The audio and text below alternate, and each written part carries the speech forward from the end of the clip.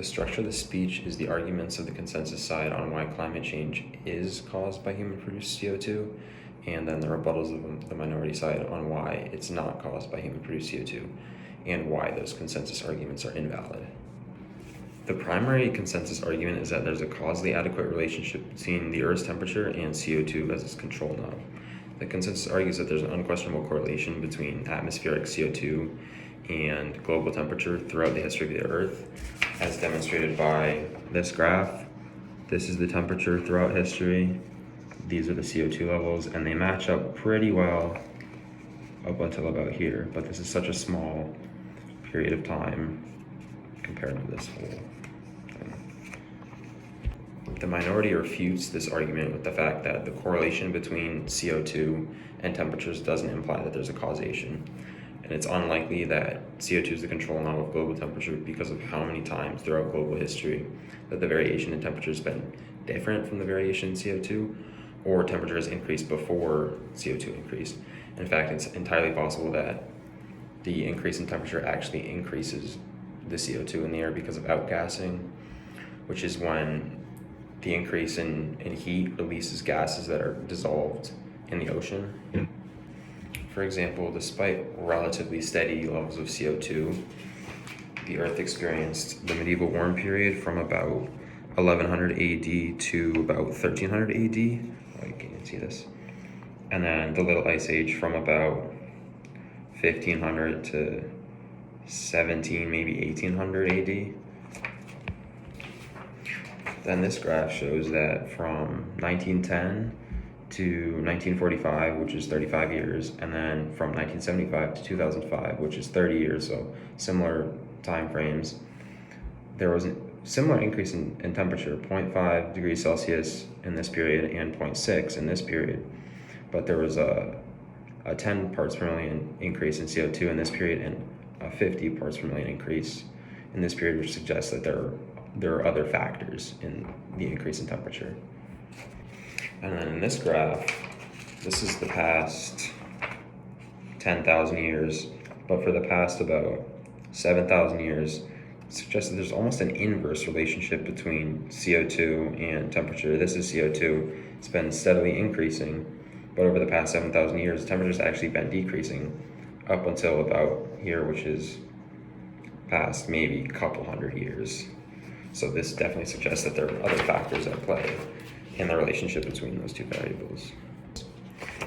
In this graph, in the 4 previous interglacial periods, hundreds of thousands of years ago, the global temperature was actually warmer than it is now, despite there being 45% less carbon dioxide in the atmosphere, which suggests that there's other factors at play in this increase, because this was long before humans were around. The minority also states that there are many other factors in the Earth's temperature, such as the sun, volcanoes, the Earth's tilt, methane, clouds, ocean currents, the Earth's albedo, atmospheric dust, cosmic rays, forests, and land use, just to name a few. The minority also claims that since man-made CO2 is 1 part in 67,500 in the atmosphere and 1 in 27 parts of all CO2, that it's very unlikely that such a small portion of the atmosphere has causal adequacy to control the climate. Another popular consensus argument is that the sea level rise is attributable to human-caused climate change. They say that if we do nothing about man-made CO2, that coastal populations like Thailand, Vietnam, and Florida are at risk of being submerged. Their premise is that heat increases the volume of the ocean as well as melting the polar ice caps, thus adding water to the ocean. The minority refutes this argument by stating the fact that sea levels have naturally been rising for thousands of years, long before humans and man-made CO2 were even in the picture. Therefore, you can't conclude that the sea level rise is attributable to man-made CO2. And this can be seen in this graph, where this is about the time that humans have been around, and these are the levels long before people, between about 8 and 14,000 years ago. The levels are rising much, much faster by several meters. So there are areas that are submerged right now that thousands of years ago weren't. So this is really just humans getting in the way of Mother Nature. The consensus also argues that there's been an increase in extreme weather events like tornadoes, hurricanes, droughts, wildfires, snowstorms. They argue that these are attributable to man-made climate change. And their premise is that the increase in heat in the atmosphere is an increase in fuel, or an increase in energy to fuel these weather events.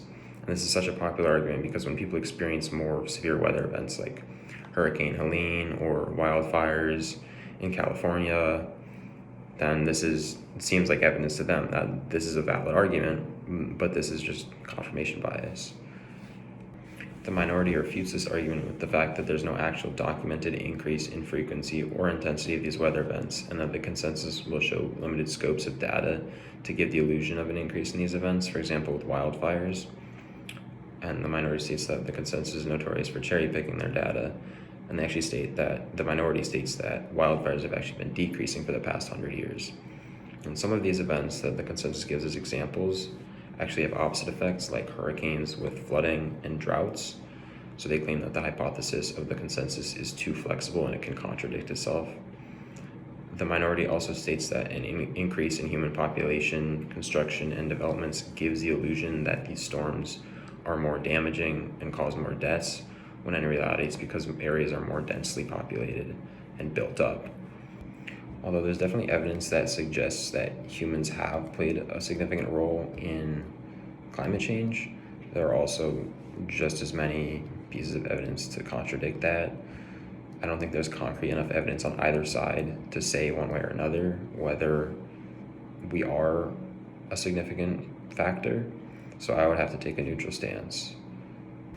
I think the efforts that it would take to transition to sustainable or renewable energy worldwide would be too much of a strain on the world's economy, and I think there are more pressing issues to humanity, like food insecurity, poverty, health, mental health, and the amount of underdeveloped countries that don't even have access to clean water, running water, electricity, and I think those are more important things that we should be focusing on and investing in.